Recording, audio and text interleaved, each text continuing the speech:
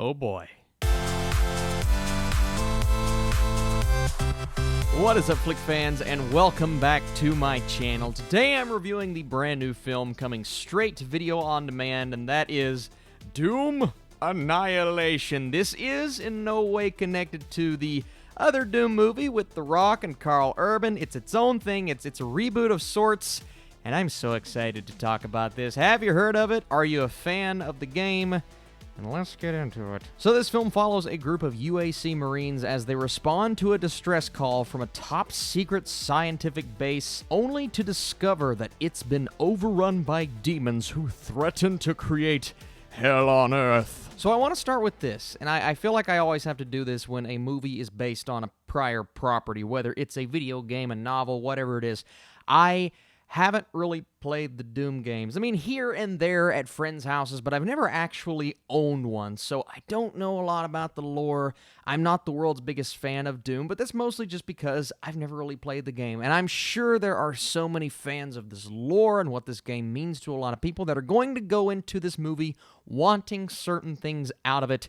And who knows, you guys may get those certain things, come back to me and say, Austin, since you didn't play the game, well, you shouldn't watch the movie, otherwise it's not going to make any sense. And in its own way, that's kind of true, but when a movie can manage to distance itself from source material, but still take things that fans love about it and execute it in a film format, that's when a movie works well for me. And going in kind of blind to the source material, this movie could have easily pulled me in, made me want to go back and play the games, and that's when you know you have a good film on your hands. Unfortunately, I didn't really learn anything watching this movie.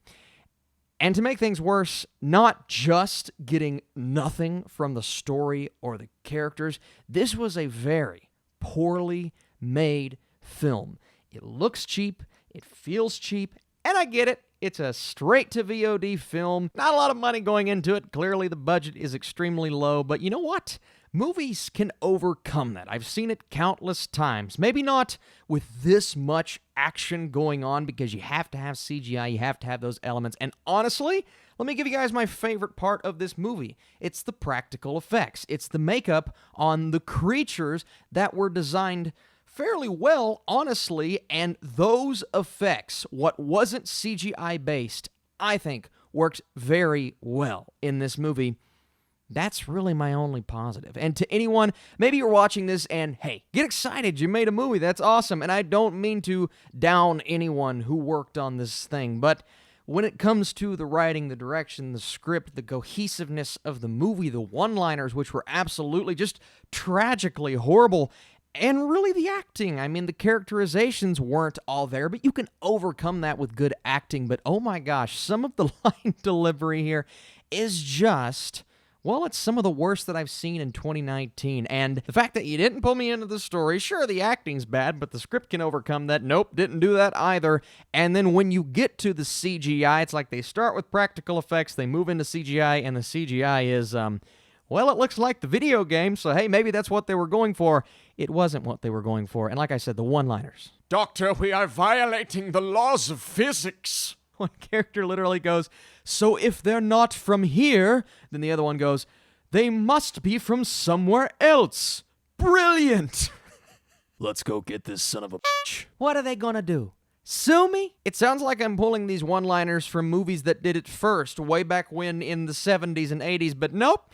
They take every famous one-liner and they just kind of cram it in here because, frankly, I don't think they knew what they were doing with the script. My favorite element is the BFG, the Big Effin' Gun 9000. As soon as that just reared its little head up on screen, I'm like, this is kind of brilliant.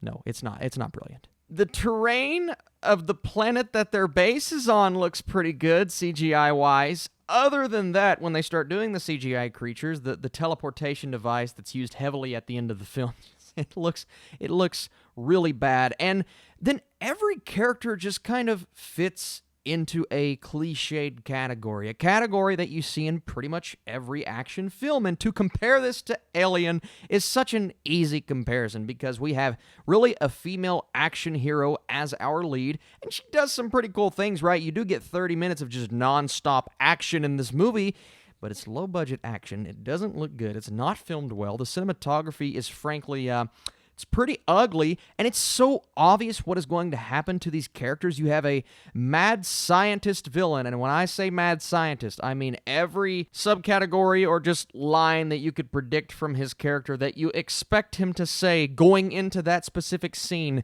He says it, he does it, it's so over the top, and there's a difference between knowing exactly what you are and trying your best to be serious when it just comes off as silly.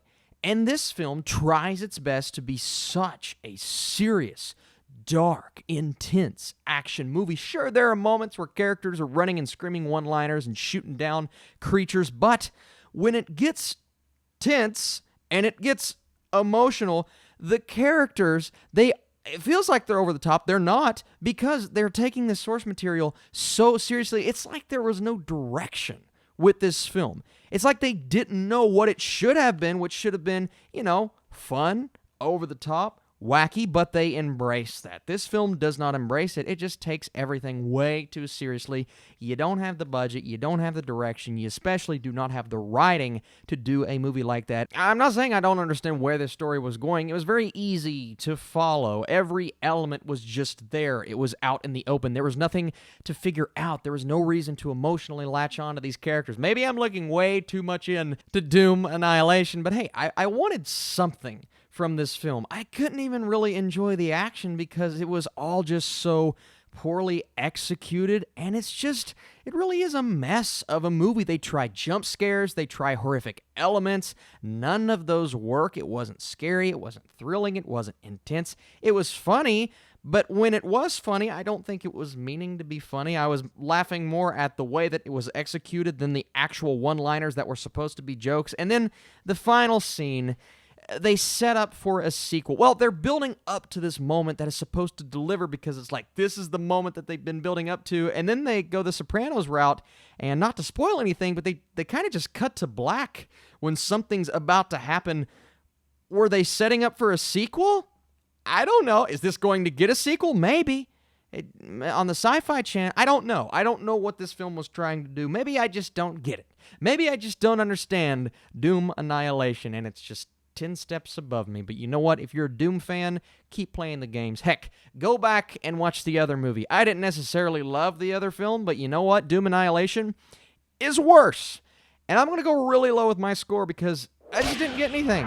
12% for Doom Annihilation. Apologies to anyone that enjoyed this movie. It is just definitely not for me. But hey, let me know if you watched it down below. Leave your thoughts, comment anything that you want to talk about in regards to Doom Annihilation. Thank you guys so much for watching this video. Hey, this is not the only video we are doing today because later on tonight, we're talking Joker.